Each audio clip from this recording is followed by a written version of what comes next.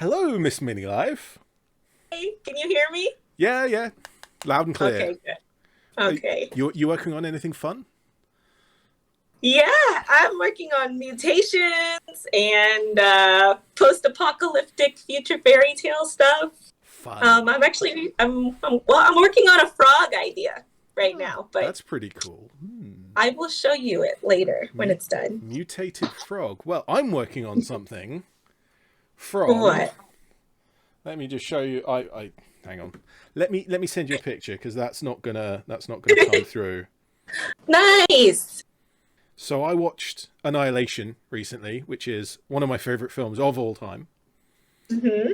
Absolutely, I love the Strygovsky mythos. There's a bunch of films and computer games, but there's one scene that I love. It's the kind of when they're walking through a village and all the people have turned into like flower plant things, and it's a beautiful, serene, Horrifying. horrifying, scary, really sinister scene, and I love it. And I wanted to make a miniature of it, so I'm working on that. All I need to do now is work out how to do the blossoms and petals, and I've never done anything like that before. You So got this. It'll be great. I'll work something out. Yeah. Well, we have like a theme going here because I'm working on mutation too, Yeah. and I probably should get back to working on it. Yeah, let's get back to work, and I'll go and work out how I'm going to build these petals because I've no idea really at the moment. Okay. Well, show me when you're done. Yeah, well, see you later. Bye. Bye. As should be obvious now, this video is a collab with MissMiniLife, who makes some wonderful stuff over on her channel. And whilst I recommend you check that out, I still need to finish my little tree model inspired by this scene in the film Annihilation. The scene is sinister and beautiful, and the use of saturated colours with the petals is really what draws me in. I have my tree person made with the branches left over from some wood elf dryads, so now just the finishing touch of those coloured petals. But how do I make them? I started thinking about kitchen paper, and that idea stuck in my head so firmly that all other ideas were ignored. My first idea was to make little rolled pieces and use PVA glue to fix the middle of the roll, which did sort of work, but they ended up quite large. I coloured them with acrylic inks, which I felt should draw into the kitchen paper really well, and they did. However, they did not flow anywhere that the PVA glue had set, leaving those parts white. This is a pretty interesting technique that might have some uses, but not really what I had in mind.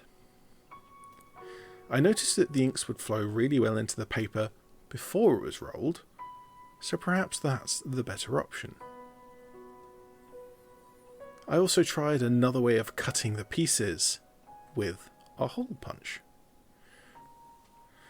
Unfortunately, the paper isn't very strong and it tore rather than cut, but I was able to get a few suitable pieces. Wrapping these around the end of my paintbrush or the end of the toothpick gave me some different shapes, and they are similarly sized to my first attempt. After making a few more bright red circles, I realised the best way to cut them smaller was to simply cut them smaller with a craft knife. And that gave me just what I thought I was after.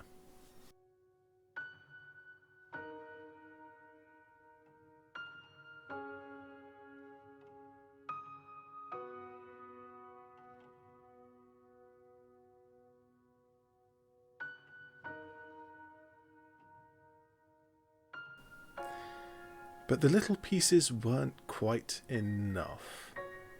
And so I picked out some of my practice pieces and added those on too. Any of the ones that were red. I don't know when I decided on red. Mixing the sizes of little blossom petals with the larger flowers really gave it some variety. At this stage I switched the base for another one with some grass flocking and called it complete. I'm not 100% on my little tree person here. It seems a little haphazard and messy, even though I spent quite a few hours on it. You can comment down below what you think, but I'm going to ask MissMiniLife. Hello again, MissMiniLife. And I've finished my tree person. It is appropriately terrifying looking. It is quite scary. It looks, I know what? It's cute though. It's not scary.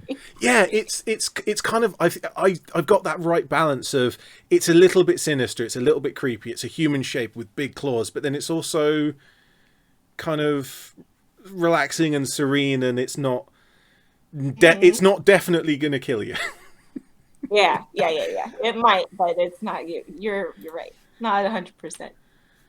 It's weird how like at that size it looks like it's like clay or something. At least in these pictures. Like it looks really like stiff. And the texture doesn't look like paper.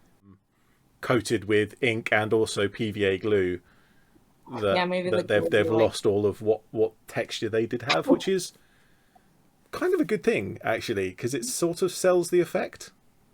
How do you feel about it? Do you think it's a success? I like it. It's not quite perfect. I guess that's the case with us all the time. We always want it to be better. I am happy with it. I do like it.